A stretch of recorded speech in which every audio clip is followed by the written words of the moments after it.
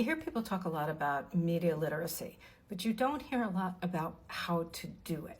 So I'm going to do a series of videos that will help you understand how you can start to deconstruct media messages. Coming out of World War II, people were concerned about propaganda. And what we understood was what's known as the hypodermic needle theory of media, which is that whoever was creating the content would just put it into a needle and just send it out into the world, and whatever was sent out, everybody would understand it just the way the person who sent it created it. Now, of course, we don't think that way anymore, and our understanding of how communications works is very different. So let's go to the whiteboard. This is the Shannon-Weaver model of communication. And the way that it works is that there's a sender, somebody who creates the message. They encode it so that it can go through the channel.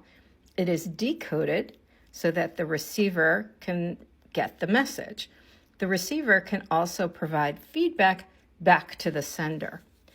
Part of this is also that there's always noise in the system, right? There's always something that is going to keep you from trying to get that message.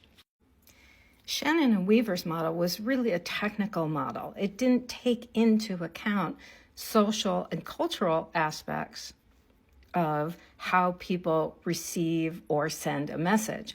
We would have to wait to the 70s and Stuart Hall talking about encoding and decoding based on the ideologies of the encoder and the lived experiences of the decoder. So think about that in relationship to, say, when you go to a movie. You aren't necessarily going to have the same experience as the person you went to the movie with. They may see something very different.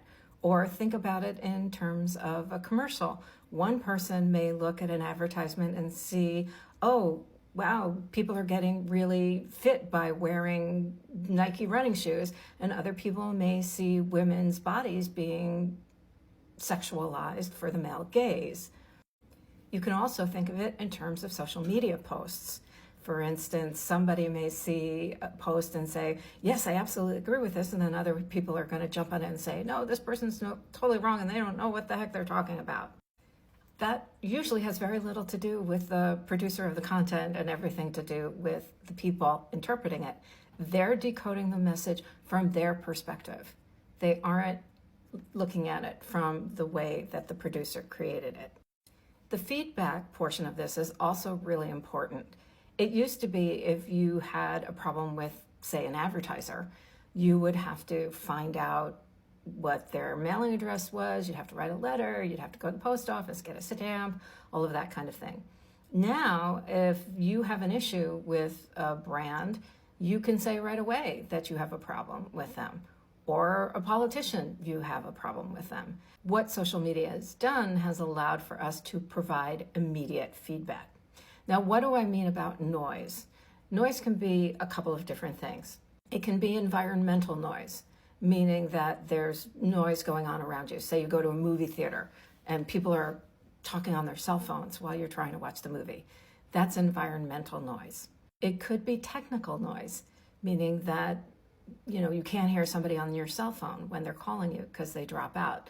Or it can be semantic noise, meaning that people don't understand the message.